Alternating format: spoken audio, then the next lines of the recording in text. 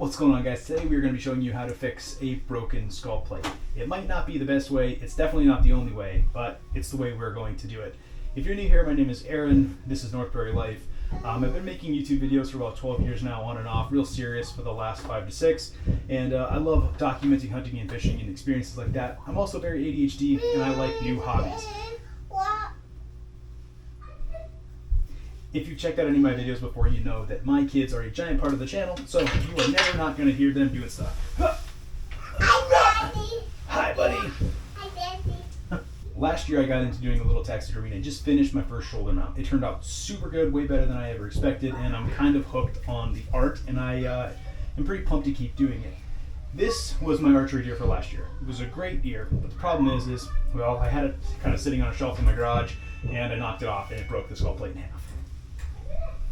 Planning to dry it. So today we are going to fix that skull plate, get it kind of just back to where it was so that we can mount it. So the first thing that I'm going to do, and I've already kind of roughed this up, is I'm going to have it turned facing us. That way it can be sitting like this. Then I'm going to use a clamp and this awesome bungee cord with some 2-part epoxy, and eventually, oh, thank you, bud, and eventually some Bondo. So a positive with this is that these things didn't break sharp. I have pretty jagged lines there where I can just kind of put this together like a puzzle piece. In a lot of situations, like say you're bringing home a set of antlers from Alaska or whatever it is, you're going to cut it down the middle and it's going to be like a big solid line, and it's a little tougher to line everything up. But for me, it's a puzzle piece. Boop, right there. So first thing that I'm going to do is trim up some of the tissue that kind of broke on the surface. So I can, I don't necessarily even need anything. Scalpel, I can just pull it right off. So it doesn't really matter how it looks, right? This is all going to be covered with plaster once I get it screwed onto the top of the deer head. The thing is that I'm just going to, try to get it really solid and sturdy together. We're going to do that with 2 things. Number 1 being that JB Weld Clear Quick Epoxy, 2-part epoxy. I'm going to get that all mixed up and then put it through those clamps that I showed you. And once it's all dried, we'll use the JB Weld to kind of make it one big solid structure in there. I still want to leave a lot of room in there so that when I go to do JB Weld again, because I like to fit it onto the top of the deer head with the JB Weld, that's the way I was taught, and it makes it look nice and it sets nice, and we don't have to worry about the antlers shifting once we find the right spot. So I want to make sure we maintain a lot of room in there, but first things first is I just want to get as much epoxy into like the porous part of the skull as I can, get it together, clamp it together. So basically I'm just going to be using this awesome bungee here as some tension. So wrap it around a couple times, go all the way back and through. I just want there to be enough tension on it that it's kind of pulling everything back and keeping it back.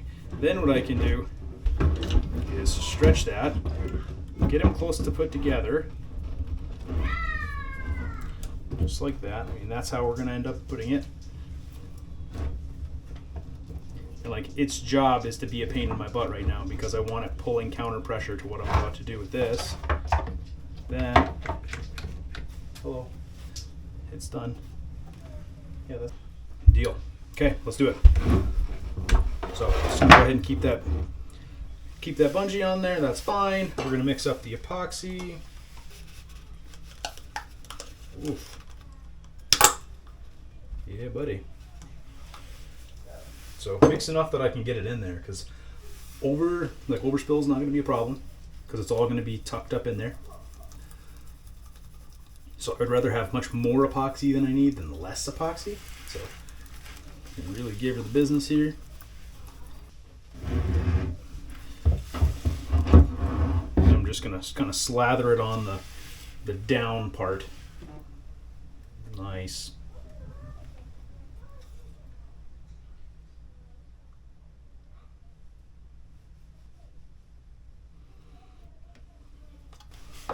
Okay, so got that part done. Now it's time to put it back together. So the tension's doing exactly what I want it to do.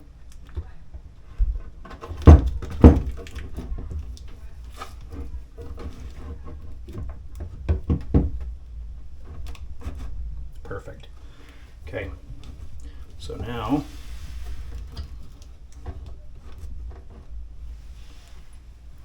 I've got that exactly where it needs to be. So I'm going to take this quick grip here.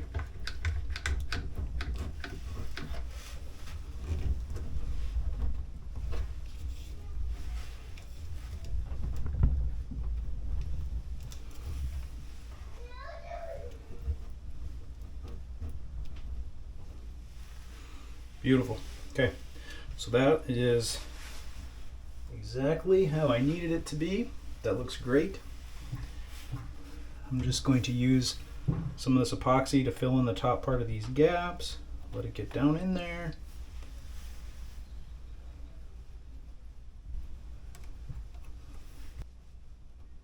Okay.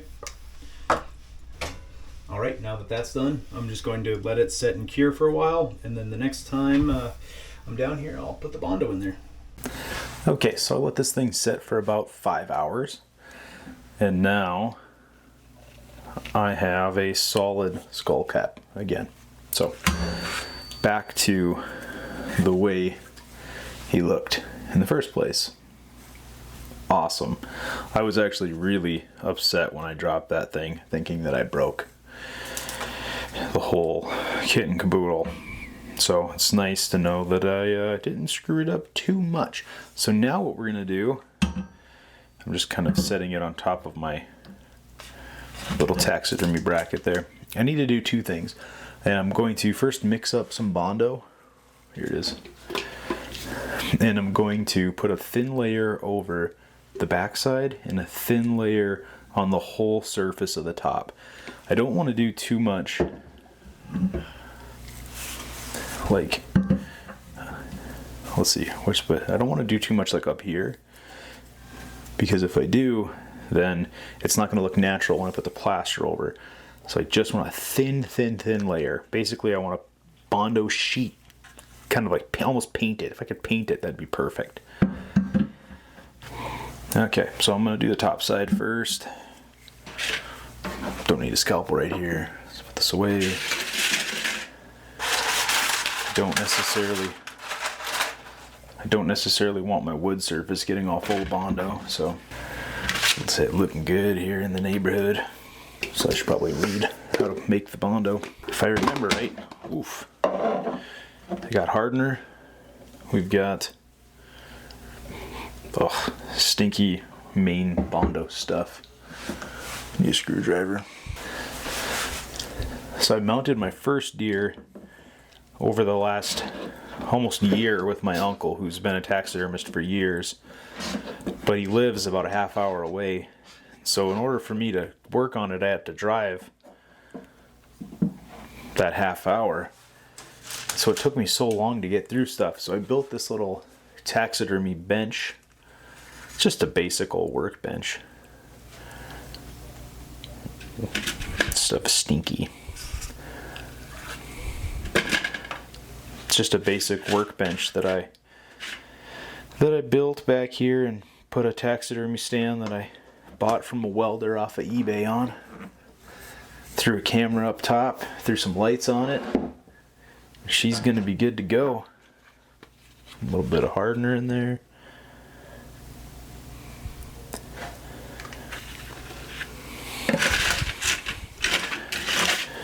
Stir it all up. Get off my spoon here. Probably wear gloves if I wasn't stubborn. So I might be learning a lesson right now, maybe not. So I might be learning a lesson here, because the only Bondo I've ever used before was red, and this one's blue. So I wonder if that's like a thing, or if it's just some are different. Let's take this out for now.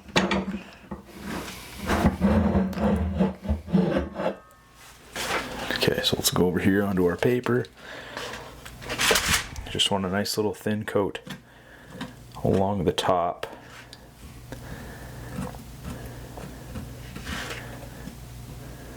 Because when I mount this thing,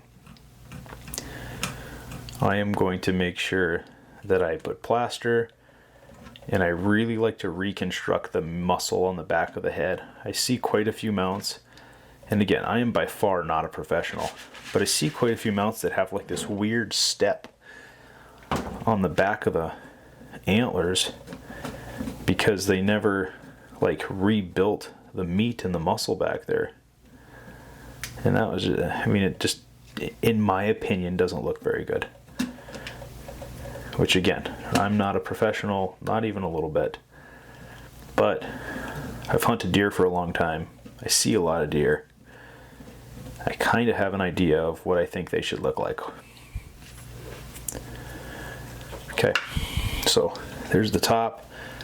Just a thin layer of Bondo. Well, here, I want to make this a little nicer.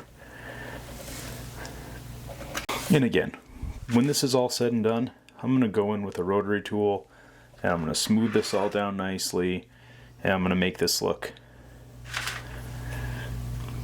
just no jagged parts, stuff like that. But for right now, just trying to get it structurally looking nice. It's not going to matter so much on the bottom. That is hardening fast, so I need to get rock and roll on if I'm going to get the bottom. Okay, so to get the bottom part, I'm going to, I could probably just set it like this. Yep. Just set it on its own tines. Beautiful. I'm going to scoop it in there. So that's hardening fast. Oh, geez, maybe not touch the Bondo.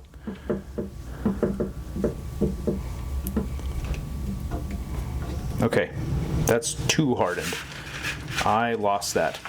Okay, so learned that I most likely just used way too much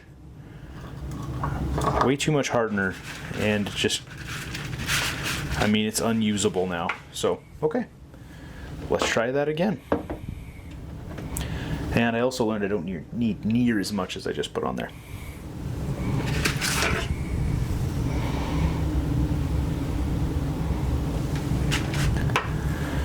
Okay, got the Bondo. Just a little dollop of hardener, because if you use too much, it hardens on you. Learned that, bud.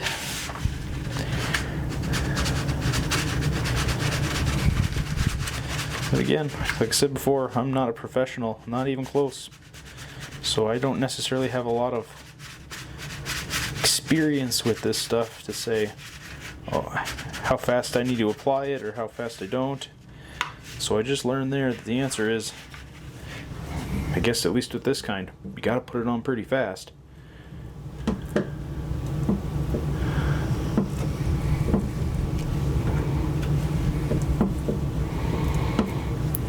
And in here, I'm literally just gooping it into this brain cavity. Because when I mount it and actually put the horns on the head, I'm gonna fill this pocket with Bondo as well, so that when I push it down onto the mounting form, that it's basically just a perfect fit, and I know everything is going to work well, and I know that I'm not going to have any issues with crooked or anything like that. So that looks pretty good. Okay, so discard the trash, let this dry, and we will officially have, wow, that dries fast. Holy smokes. A fixed and as good as new skull plate. Okay, well, that's going to be the end of this short little video on how to fix a broken skull plate. Between the epoxy and the Bondo, this is a very hard, solid fix.